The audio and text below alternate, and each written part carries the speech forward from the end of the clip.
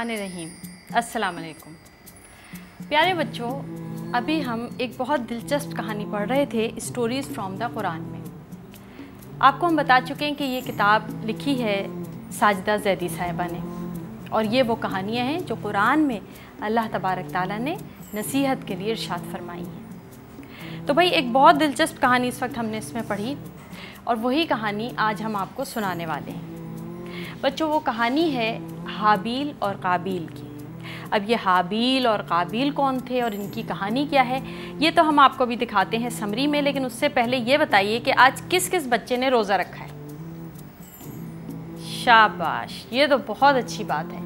रोज़ा रख के मज़ा आता है ना, और बच्चों का तो बहुत ही दिल चाहता है कि बस रमज़ान आए और वो जल्दी से रोज़े रख लें, और रोज़े रख कर अच्छी अच्छी बातें करनी चाहिए और अच्छी अच्छी नसीहतें करनी चाहिए। इसी का एक सिलसिला बच्चों ये कुरानी कहानियाँ हैं, जिसमें हम आपको कहानी सुनाते हैं, और आपको भी कहानी बहुत गौर से सुननी होती है, क्योंकि हम आपसे भी बहुत आसान से सवाल करते हैं और उनके जवाब आपको जब मालूम होते हैं, आप हमें जवाब देते हैं, तो यकीनन आपकी मालूमात में इजाफ़ा होता है। जवाबात सवालात तो तभी होंगे ना जब हम और आप कहानी देखेंगे। तो आइए देखते हैं कि उसकी समरी क्या है, फिर हम आपको उसकी तफसील बताएंगे।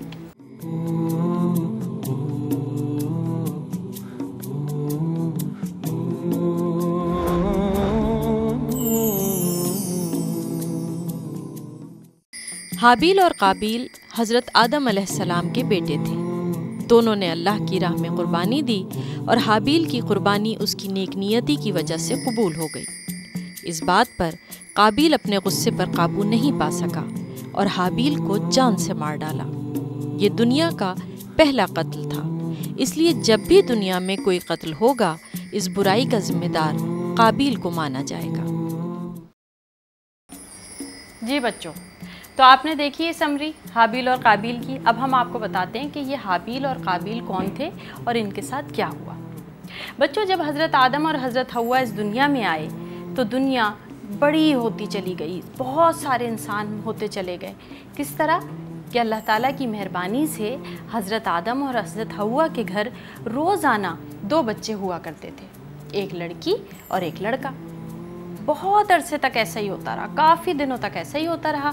तो फिर बहुत सारे लोग दुनिया में आ गए। हज़रत आदम और हज़रत हव्वा के बच्चों में 2 बच्चे थे, हाबील और काबील। वो दोनों एक लड़की से शादी करना चाहते थे। वो लड़की बहुत खूबसूरत थी। अब ये फ़ैसला नहीं हो पा रहा था, ये समझ में नहीं आ रहा था कि उन दोनों में से किसकी शादी उस लड़की से हो। तो फिर अल्लाह ताला के कहने पर हज़रत आदम ने उनसे कहा कि तुम अल्लाह की राह में नजराना दो, कुर्बानी दो। दोनों भाइयों ने कहा ठीक है। अब जो हाबील था उसने अपने मवेशियों में से, अपने जानवरों में से जो सबसे अच्छी भेड़ थी वो अल्लाह की राह में कुर्बान कर दी। लेकिन जो काबील था उसने क्या किया कि जो सबसे अच्छी भेड़ थी वो तो अपने लिए रख ली, और जो थोड़ी ऐसी ख़राब सी थी ना वो उसने अल्लाह की राह में कुर्बान कर दी। अब जाहिर है क्या होना था, हुआ ये कि अल्लाह ताला ने हाबील की कुर्बानी कबूल कर ली, और उसने जो भेड़ दी थी आग का एक गोला सा आया और वो उस भेड़ को लेके चला गया। काबील की कुर्बानी कबूल नहीं हुई। इसका मतलब ये निकला कि अब हाबील उस लड़की से शादी कर सकता है। काबील को तो इस बात पे बहुत गुस्सा आया और उससे बड़ी हसद हुई कि ये क्या बात हुई, हाबील की उससे शादी हो जाएगी और काबील की नहीं हो सकती है। उसने उस गुस्से में लड़ाई शुरू कर दी। हाबील अच्छा और नेक बच्चा था, और जो अच्छे और नेक बच्चे होते हैं वो लड़ाई नहीं करते हैं ना, ये बात तो आपको भी पता है। तो उसने लड़ने से इनकार कर दिया।